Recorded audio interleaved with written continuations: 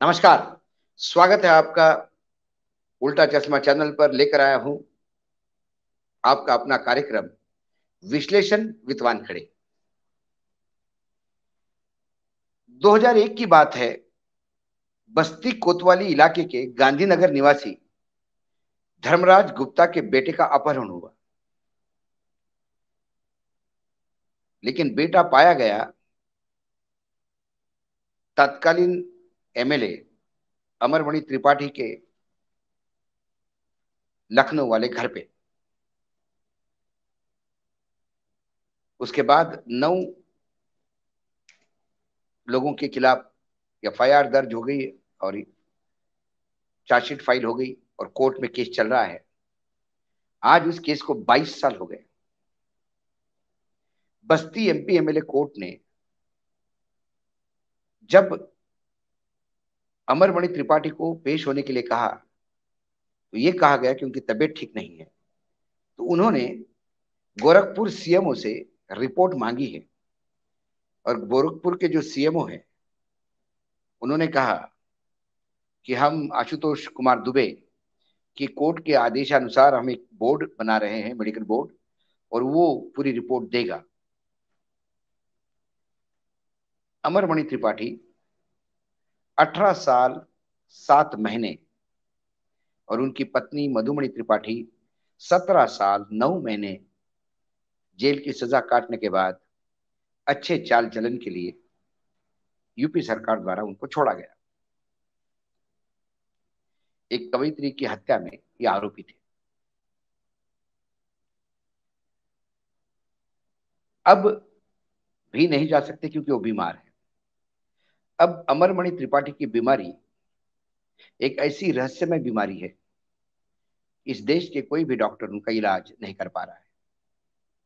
ये medical science के सामने एक बड़ा प्रश्न है। मैं इसलिए कह रहा हूं, ये मुझे उनकी बीमारी के बारे में मालूम नहीं, लेकिन मैं ये इस कंक्लूजन पे पहुंचा हूं क्योंकि जो इंसान पिछले 18 साल की जेल काटने के बाद जब वो 13 मार्च 2012 को हरिद्वार जेल से गोरखपुर ट्रांसफर किए गए और फिर 27 फरवरी 2014 को जेल के डॉक्टर के अनुसार उनको तकलीफ हुई तो उनको बीआरडी मेडिकल में भर्ती किया गया।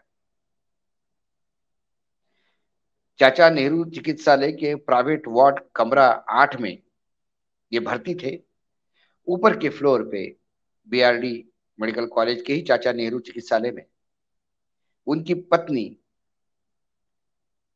मधुमणि त्रिपाठी, जो 4 दिसंबर 2008 को हरिद्वार जेल से एक चेक बाउंस के केस में पेश होने के लिए गोरखपुर आई और गोरखपुर की ही हो गई। वो भी 16 अप्रैल 2012 को बीआरडी मेडिकल में एडमिट हो गई। उनका कमरा नंबर 16 था, जो बाद में इनका घर बन गया। और इन्होंने जो 11 साल 5 महीने गोरखपुर जेल में बिताए, मतलब सजा काटी रिकॉर्ड पे, उनमें से मात्र 16 महीने ये जेल में रहे। 11 साल 5 महीने में 1 साल 4 महीने ये जेल में रहे। 10 साल 1 महीना ये कंटिन्यूस बीमार रहे, एक ही वार्ड में, एक ही कमरे में।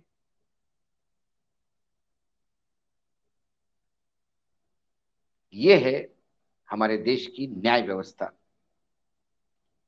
अब जो आदमी बीमार चले 10 साल तक वो एक ही वार्ड में, एक ही कमरे में है, उनका इलाज भी नहीं है, तो उनका चाल चलन तो अच्छा होगा क्योंकि वो जेल में रहे नहीं। जब जेल में आप रहे नहीं, नहीं 16 ही महीने जेल में रहे, तो फिर जेल में उस 16 महीने में आपका चाल चलन कैसा पता पड़ जाएगा। इसी बीच जब इनका चाल चलन इतना अच्छा था तो देखिए 2015 में जब बवाल हुआ, ये तो जेल में ही नहीं है, ये तो हॉस्पिटल में ही मजे कर रहे हैं, तो फिर कोर्ट ने इन्वेस्टिगेशन किया। तब मेडिकल कॉलेज के principal doctor R P Sharma, SIC doctor B N Shukla और सर्जरी विभाग के प्रमुख आर डी रमन को वहां से हटा दिया गया कि उन्होंने गलत काम किया। डॉक्टर हट गए, प्रिंसिपल हट गए, सर्जरी विभाग के डॉक्टर हट गए, एसआईसी डॉक्टर हट गए, लेकिन पेशेंट वही बने रहे। ये ताकत है पैसे की। मई 2012 में इसके पहले एक सब इंस्पेक्टर सहित 4 सुरक्षा कर्मी सस्पेंड किए गए, क्योंकि वो नेताजी को नेताजी का पूरा प्रोटोकॉल देकर सामान्य जीवन जीवा रहे थे। घूमना फिरना सब चल रहा था और वो जेल में थे। जेल में जब कैदी होता है तो वो थोड़ा बहुत काम करता है, हर कैदी को काम करना होता है और उसके हिसाब से उसको पैसा मिलता है। आदरणीय त्रिपाठी और उनके पत्नी को, दंपति के नाम पे एक पैसा भी नहीं है, क्योंकि इन्होंने जेल में कोई काम भी नहीं किया। इन तब इनका चाल चलन अच्छा माना गया। अधिकारी सस्पेंड होते हैं, त्रिपाठी दंपति का चाल चलन बहुत बेहतरीन है। डॉक्टर जवाब नहीं दे पाते तो वहां से ट्रांसफर होते हैं गलती के लिए, लेकिन उनका चाल चलन ठीक होता है। अब 22 साल पुराने अपहरण केस में, क्योंकि जिस कवयित्री की हत्या हुई उसके साथ अवैध संबंध थे, जो भी है,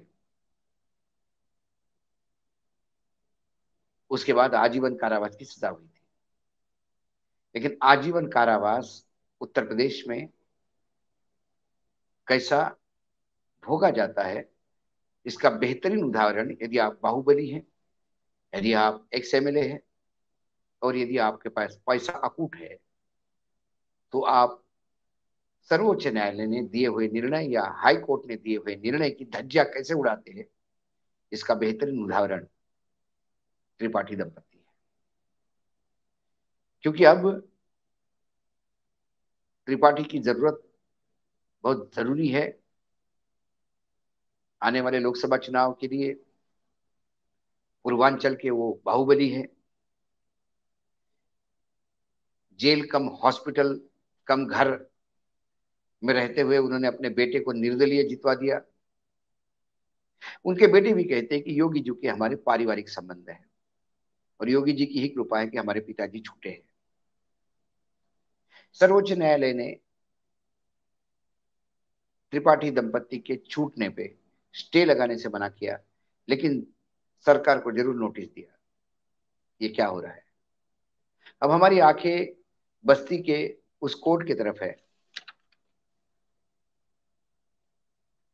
एमपी एमएलए कोर्ट का, जिसने सीएमओ से रिपोर्ट मांगी है। अब देखना ये है कि सीएमओ कौन सा मेडिकल बोर्ड बनाते हैं और वो बोर्ड ऐसी क्या रिपोर्ट देती है जिसमें लगातार 10 साल तक आदमी बेड पे पेशेंट रह सकता है।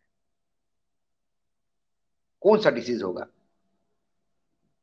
जिसका वाकई इलाज नहीं, उसका इलाज आपका सिर्फ हॉस्पिटल में बेड पे रहना ही है। ये है उत्तर प्रदेश की असली कहानी, जहां बाहुबलियों का साम्राज्य आज भी चलता है। बस आपका राजनीतिक रसूख होना चाहिए। यदि आप सीट दिलवाने वाले या मतदाताओं को घेरने वाले हैं, तो फिर आप अंतर्राष्ट्रीय खिलाड़ियों के साथ व्यभिचार करिए, आप अपहरण करिए, आप किसी की हत्या करिए। सरकार के आप प्रिय हैं क्योंकि आपके पास वो ताकत है उम्मीदवार जितवा के लाने की।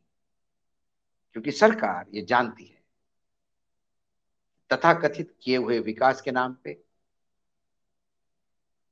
हिंदुत्व के नाम पे, नरेंद्र मोदी जी के नाम पे पाकिस्तान चाइना का डर के नाम पे विभिन्न योजनाओं को जमीन पे उतारने का जो नाम है, या चंद्रयान हो या मंगलयान हो, इनके नाम से अब वोट मिलने वाले नहीं है। अब वोट दिलवाएंगे बाहुबली। इसीलिए ये पूरी एक्सरसाइज हुई, ऐसा मुझे लगता है। आप भी इंतजार कीजिए, मैं भी उस मेडिकल बोर्ड का इंतजार करूंगा, क्योंकि मैं भी देखना चाहता हूं कि 10 साल तक आदमी पेड़ पे कैसा रहता है। आज इतना ही, कल फिर आऊंगा किसी खबर के साथ। तब तक के लिए नमस्कार, देखते रहिएगा चैनल उल्टा चश्मा।